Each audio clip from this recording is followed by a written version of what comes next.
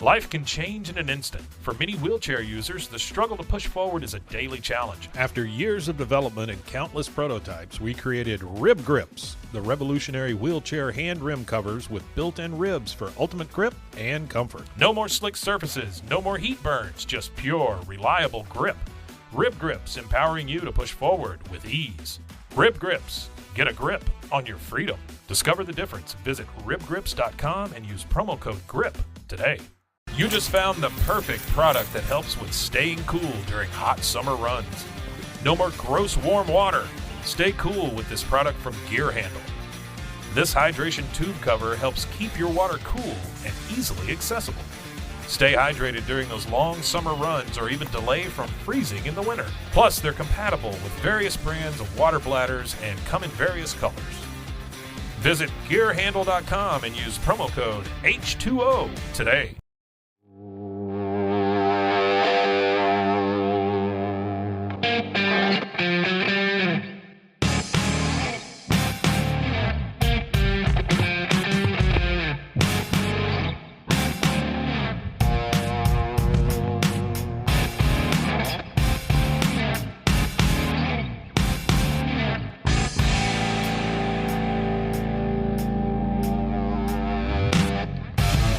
Hello and welcome to a brand new iteration of the Blazers Edge podcast. I am Dave Deckard, your old familiar voice who's been with you since the beginning.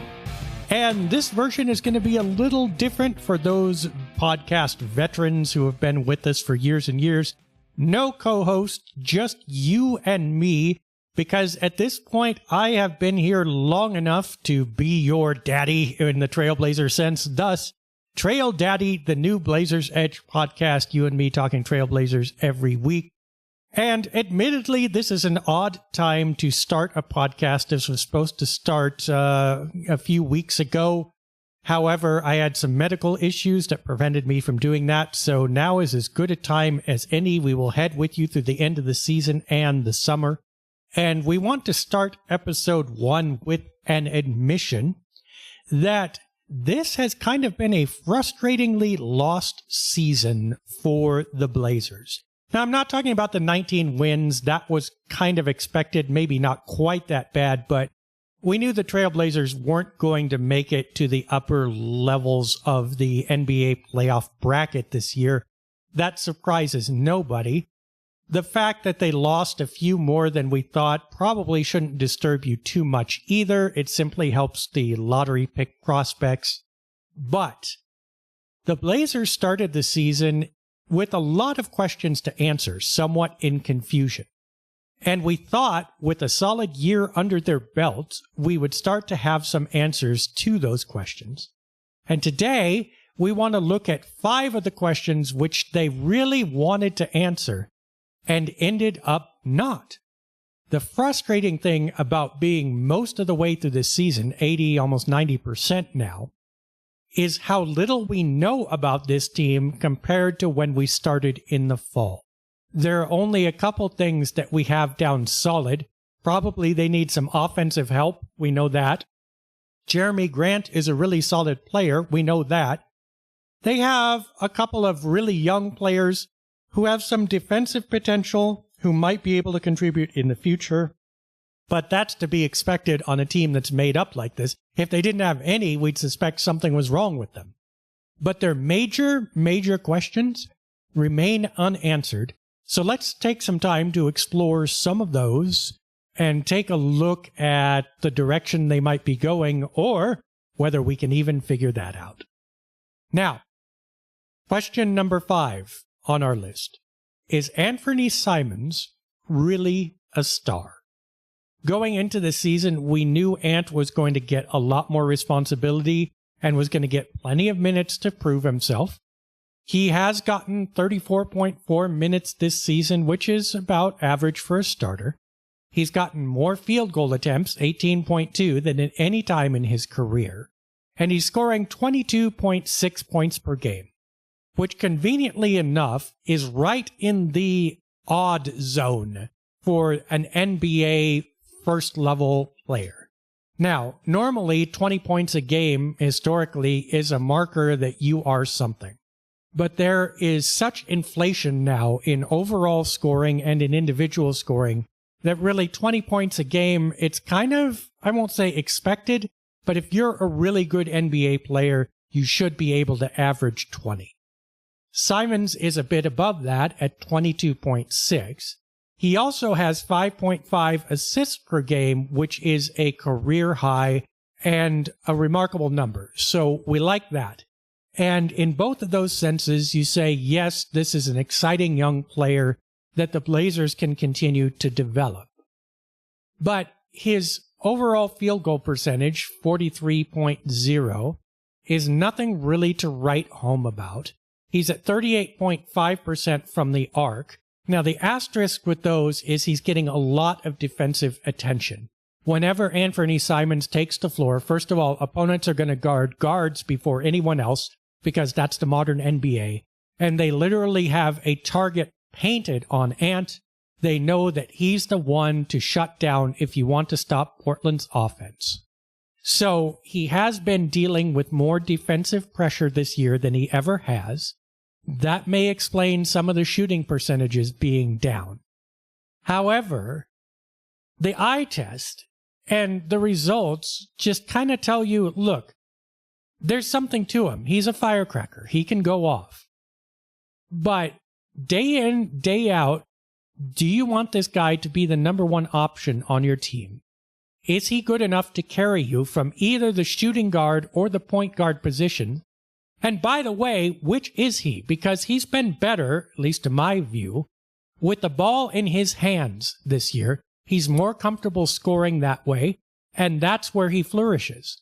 But if he's going to take over that position, what happens to the point guards you're bringing up? And what happens to the other shooting guards behind him? Does he become a roadblock? Do you invest in him with his flaws and with his questions at the expense of younger players behind him, which is ironic because he's only 24, but that's the way the Blazers are right now. So, Anthony Simons, is he your star? And if so, what flavor star is he?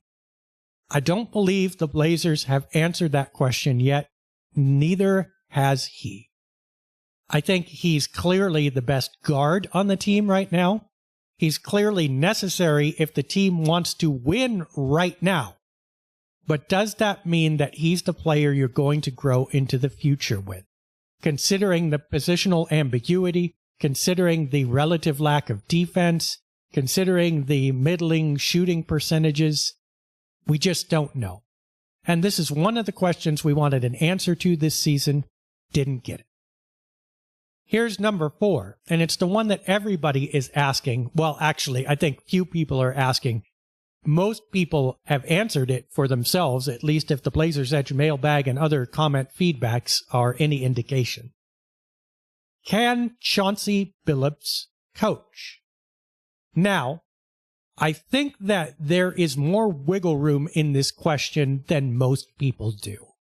Chauncey has experienced an injury-riddled lineup where there was inconsistency from day one, and that's only increased as the season has gone along. He's never had a really steady stretch with all 5 of his planned starters in place at once. They've gotten at best a couple weeks, and then somebody goes down. And there have been major swaths of this lineup missing. Obviously, Shaedon Sharpe is one of them. Anthony Simons himself has only played 46 games this season. DeAndre Ayton, Jeremy Grant. These are huge, huge names. Even Scoot Anderson, their rookie, has missed weeks of time. That is not good for team continuity, for the team developing its systems, and for, what would you say, chemistry and execution. So I think that you can say that Billups has not had an entirely fair chance to show himself or his system this season. That said, how many seasons has it been where we've said basically the same thing? Last year, it's Damian Lillard and who else? And there were some injuries as well. And the year before, we're just getting used to each other. how many excuses, how many losing seasons can you take before you go, you know what? You don't get any more years to show what you can do. We need to see some results. Now, that contradicts a little bit what I said at the opening of the podcast, that we're not upset about 19 wins so far in the season. I don't think that that's Billups' fault. I think he could have coached amazingly. He could be Greg Popovich. He could be Monty Williams. Both of them are accomplished, heralded coaches with lousy records this season because of the personnel that they have. But the difference is, A, they have a track record.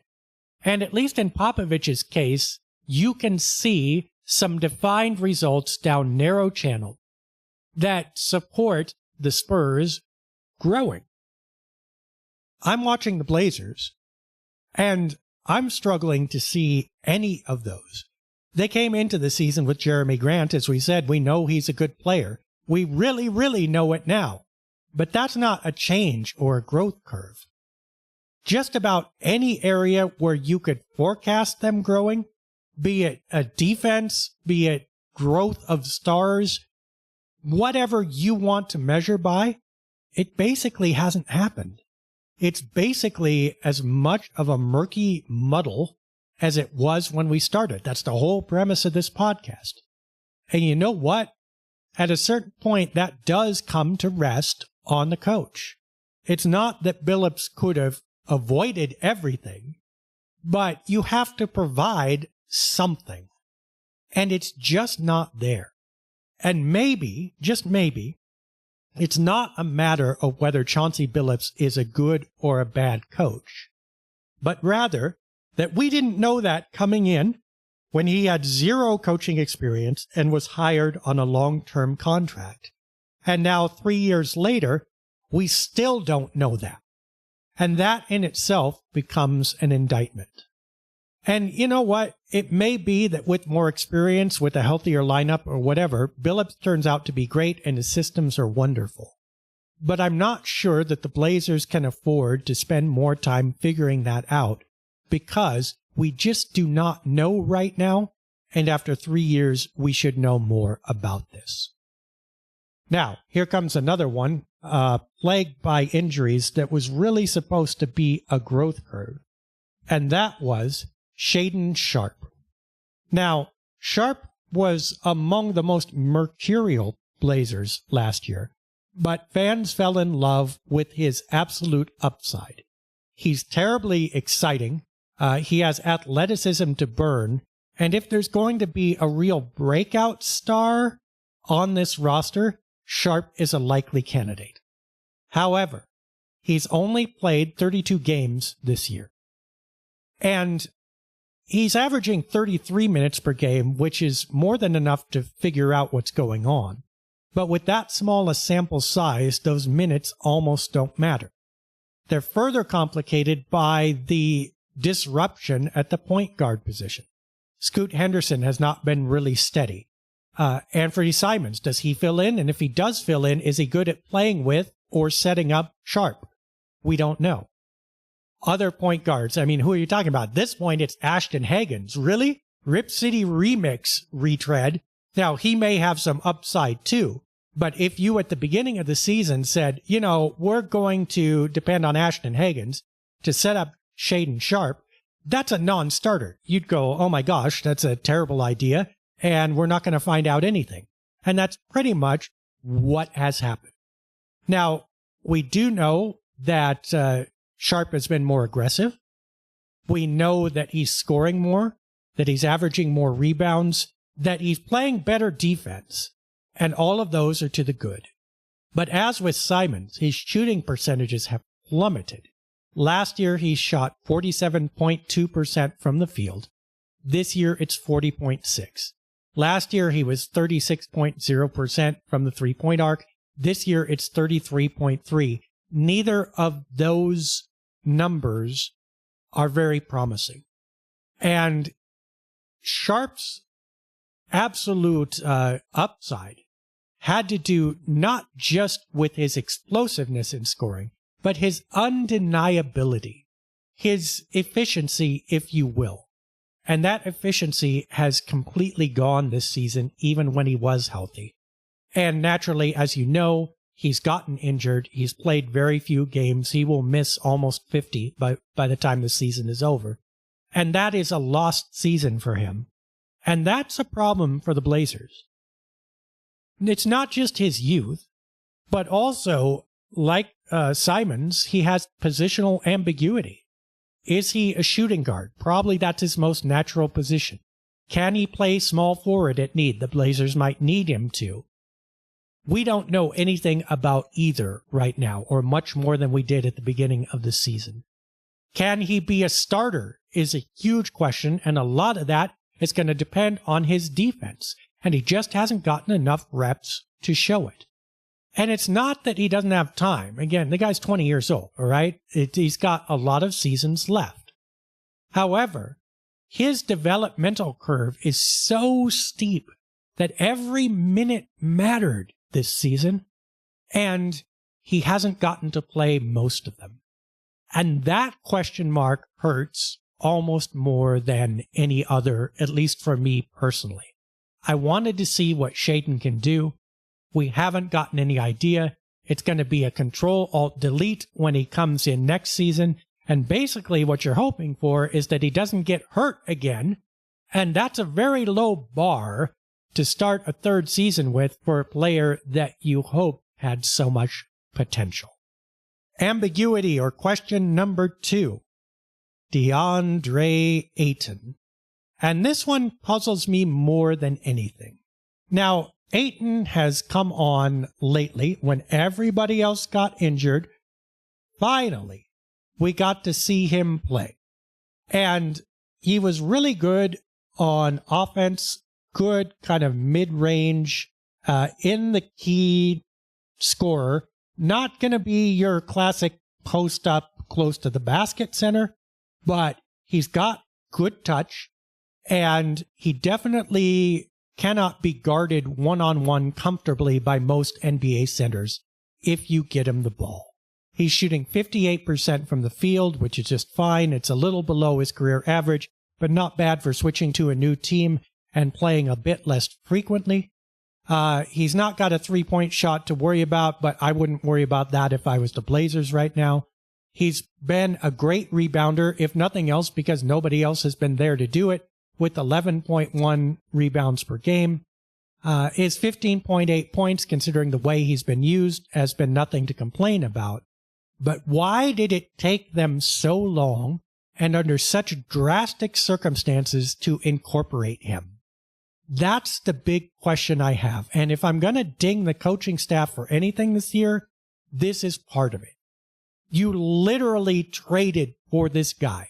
This was the main get back for your Damian Lillard, Yusuf Nurkic trade. All right. You got rid of 2 starters, including the franchise player, in order to get a bright young center who had the potential to exceed his previous production and really take over and live up to perhaps his first overall pick billing that he's been carrying and carried in Phoenix and wasn't quite able to live up to.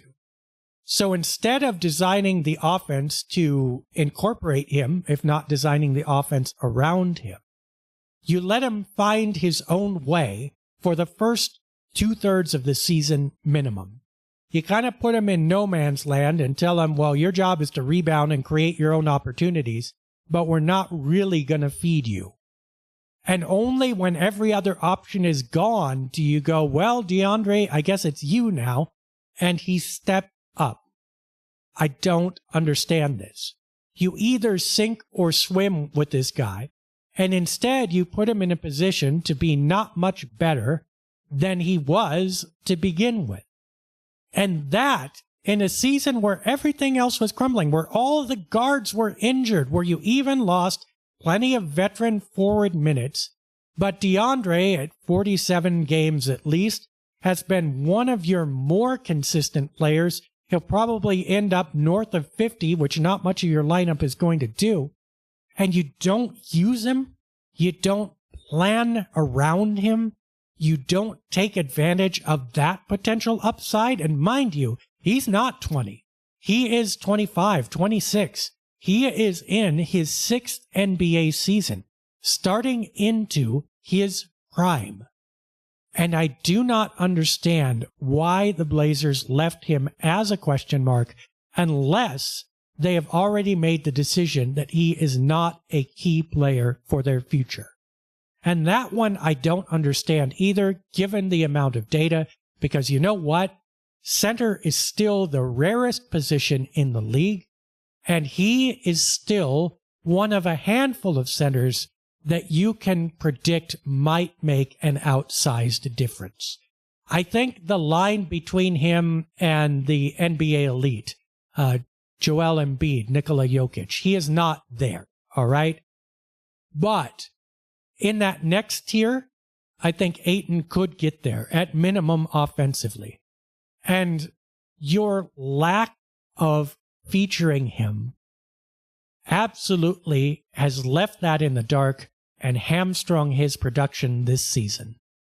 And you know what? It would be one thing if you made him the focus and he ran away from it. But I didn't see that happening at the beginning of the year. And in fact, when you did make him the focus, he stepped up. So why did it take you so long? And let's not spend another season doing this. Because you know what? Within another year, we're going to need some answers about Ayton in terms of future utility, in terms of contract and trade value and all those things. And it's time. It's time to figure out who this guy is so you can plan accordingly. And I am frustrated that we do not know more about him than we do right now, because he had the potential to be the anchor in the midst of this terrible storm, and it just has not happened. Then, of course, we have the number one question, which I think most people would rate as the most confusing and maybe among the most frustrating issues surrounding the Blazers. What the heck up with Scoot Henderson?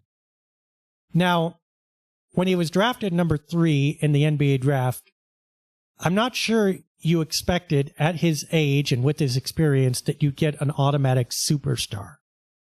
But I don't know anybody who wasn't expecting a starter. And Scoot has started only 24 out of 54 games simply because you can't start him. Because his offense has been poor enough that defenses, and they do it to this day, are able to play 2.5 to 3 steps off of him and absolutely shut down driving and passing opportunities that he otherwise would have. They are able to help easier on his teammates, and they are able to leave him alone for the three-point shot, at which he is still shooting just under 31%. It's a big issue. Now, he's come on in the last week or two, and he started scoring, and he's looked a little bit more accomplished. He's fit in more. I think as you've taken players away from him and he's become more of a scorer, he has looked more comfortable. But I still don't see him being very smooth running the offense. In fact, I still don't see the Blazers having much of an offense, period, with or without him. They're setting screens on the regular, and that's about all they're doing. I don't see a lot of action away from the primary screen. I don't see a lot of subsidiary screens setting up other players to get free for three-pointers. I think with Scoot, basically it's binary. You either drive and you get a scoring opportunity, or you drive and try to dish to someone who's already covered, which doesn't really create an open shot, or you don't drive and you hoist up a three or a long shot, which probably isn't going in. And other than the driving and completing shots part of that, none of it is really working very well. And I don't know if that's how Scoot is being used. I don't know if that's his inherent talent. I think there are a couple or both of those things come into play. However, we need to see more than this, both from and about Portland's highly drafted new point guard of the future. He hasn't had the chance to point guard much. In fact, this has been part of what's shifted the ball handling details onto Anthony Simons and other players, who then have taken over more of the offense, which is good for them, but has not been great for the team since they aren't really natural facilitators the way Scoot is or is supposed to be. And it really feels like Scoot has made some strides during the season, but he's still nowhere close to what the Blazers hoped he would be, and we still have no idea whether he can be a bona fide starting point guard in the NBA. This is his first season. He has this grace period. I think some of it is taken away by his high draft position, but I think we have to give up on that now and just say the Blazers have got a player with potential and talent. All right, let's see how he develops. But again, this is what's so frustrating about the injuries, the coaching, the everything that goes on around Scoot, is that there's been no chance and no purchase for him to really get traction and get better consistently. And if you ask me if at the end of the season I know much more about Scoot than I did at the beginning of the season, I'd say other than the things he can't do right now, like shoot and maybe hold on to the ball, I don't. And that's really an indictment of this entire season. I mean, even more than DeAndre Ayton, who at least has played some solid minutes, and you get the idea that he's Aytoning out there.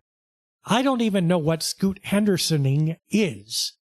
And that itself, what are the Blazers doing with this year if they're not finding out that? So there, in a nutshell, I hate to be negative in the very first podcast, but look, this is the grand judgment on what the Blazers have done this year. And it's not that they're losing, and it's not that they've struggled, and it's not even really the injuries, although that certainly played into it. It's literally that at no point, no position, no player, do we know significantly more about this team than we did at the beginning of the year, nor have we seen significant strides other than in guys like Toumani Camara, who has gotten an inordinate amount of minutes and has shown that he can rebound and defend. But every team is going to have those young players who step up and prove themselves at some point. That counts, but there's an ordinariness to that, a natural progression. At least that went well, I guess. But among the key players and among the key systems, this has really been a lost and head-scratching year. And whether it's management, coaching, training staff, or whomever else it might be, this cannot continue. The Blazers cannot have another year like this, because that would be an unmitigated disaster. They've got to draft. And yes, you go best player available, but you also have to know after that, if there's a logjam at those positions where you draft, who comes out on top? And what do you do in the future to move players? How do you begin to settle this into moving towards a recognizable squad? And right now, we don't know. Tell me whether Anthony Simons is capable of carrying this team. Tell me whether Scoot Henderson is. Tell me whether DeAndre Ayton is a reliable playoff center. You can't. And neither can I. And that in itself is the huge judgment, the huge problem with this year. Something has got to change over the summer. I hope the Blazers themselves have a better idea than we do. They're certainly not playing or coaching like it. But hopefully they have some more insight than we do. Because in this system, talent accumulation will not be enough. That's the scary point, and that's the point I'm going to leave you with. They have a lot of draft picks coming. Fair enough.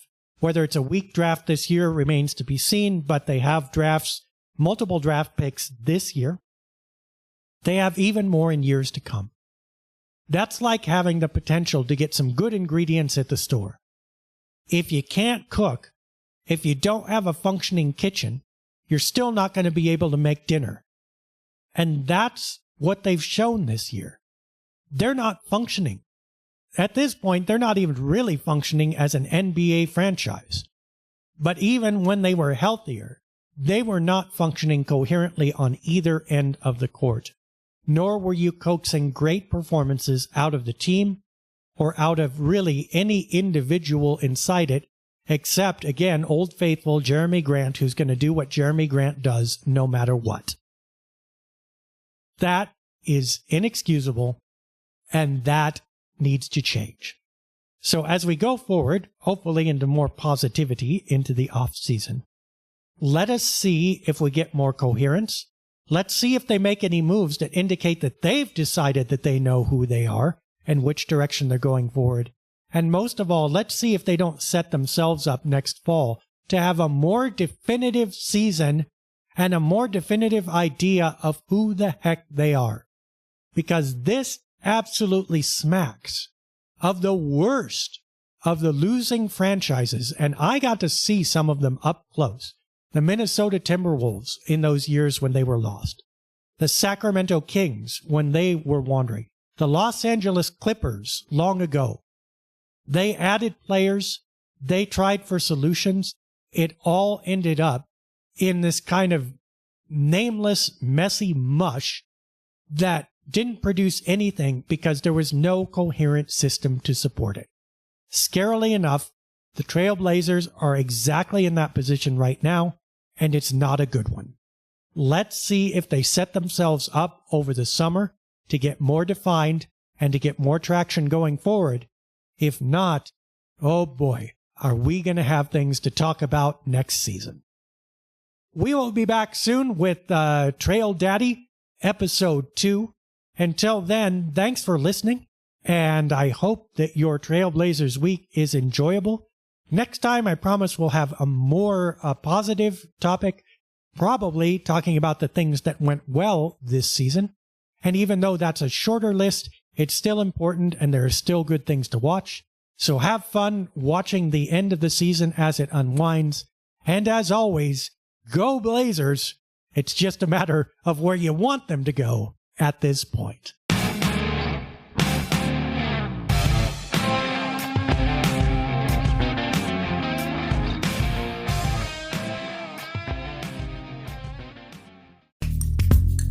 Are you a podcaster? Let's talk podcast hosting. Are you tired of your current podcast host? Need real support in a community that gets it? At Rogue Media Network, we offer top-tier podcast hosting services to help you thrive. From hosting and distribution to dedicated support, we've got you covered. Starting as low as $25 a month. Join our community of passionate podcasters today. Contact us at hello@roguemedianetwork.com.